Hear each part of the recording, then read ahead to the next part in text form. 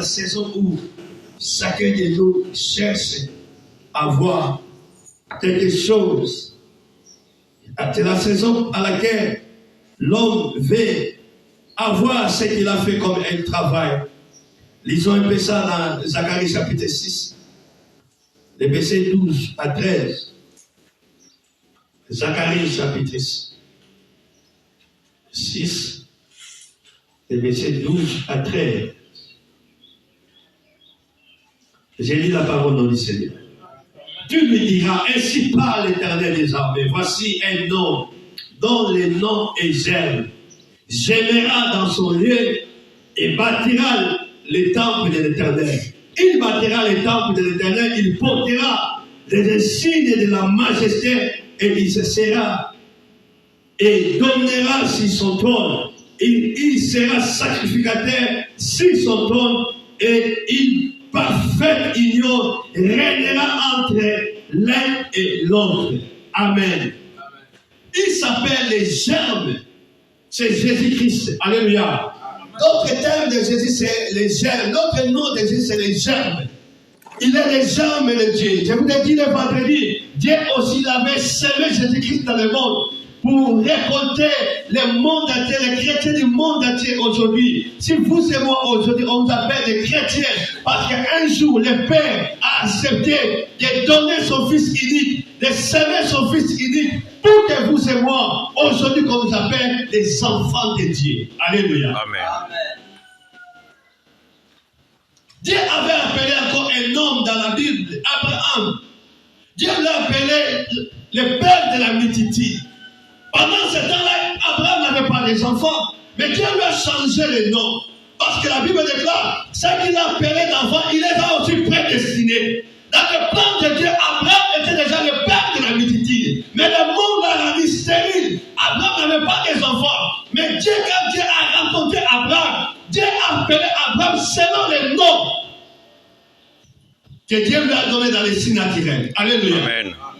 Dans les signes naturels, Abraham s'appelle déjà Abraham. Mais le monde lui a appelé Abraham. Dieu l'a vu à Abraham, un père de la multitude. Mais Abraham n'avait pas encore d'enfant.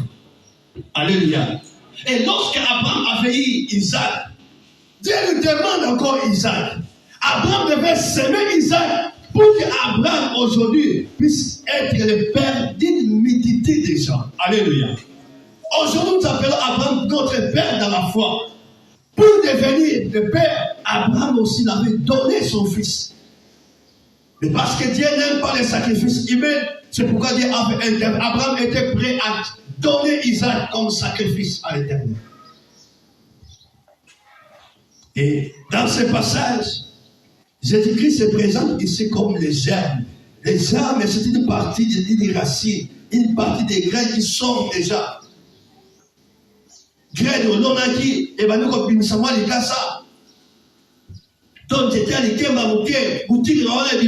sont des germes. Et Christ était comme ça. Lorsque Dieu l'a semé, Christ était sorti comme germe à nous. La Bible déclare, il régnera. Il régnera dans les temples. Il bâtira les temples. Et il portera les signes de majesté. Il s'assera sur le trône. Et il sera sacrificateur sur son trône. Et une parfaite union. Ça, c'est le Christ. Mais ce matin, lorsque Christ nous appelle, il dit que la moisson de la terre est déjà mise. La moisson de la terre est déjà mise. Mais qu'est-ce que nous remarquons? Nous remarquons comme si le temps était encore là. À Jean, nous avons dit que Christ est en train de dire à ses disciples, parce que les disciples voyaient comme s'il y avait encore du temps. Il dit que non, ne dites pas encore, il y a encore 4 mois avant la moisson. Non. Le temps est déjà là que vous devez lever pour moissonner. Amen. Le temps est déjà là. Parce qu'ici, il y avait un problème entre le temps des hommes et le temps de Dieu. Pour les disciples, le temps était encore là. Il y avait encore 4 mois d'avance. Ça, c'est les temps des hommes. Ça, selon les regards des hommes. Mais par rapport au regard de Dieu, le temps n'était plus là. C'était le moment favorable. C'était le temps où les disciples devaient se lever pour travailler. Mais eux, ils étaient dans la distraction. C'est pourquoi Christ les a invités. Levez-vous et vous devez regarder. Comme si les gens étaient assis, comme s'ils dormaient. C'est pourquoi Christ a dit aux disciples, levez-vous et regardez. Car les champs et les armures. Amen. Tu ne peux pas entrer dans les champs et récolter les fruits non mis. Non.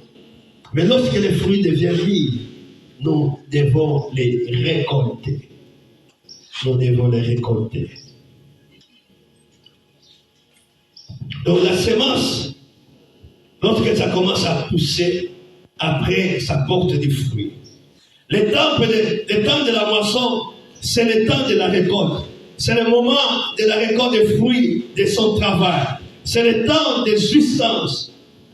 C'est le moment des résultats du travail abattu. C'est aussi le temps des révélations, comme on avait dit le vendredi.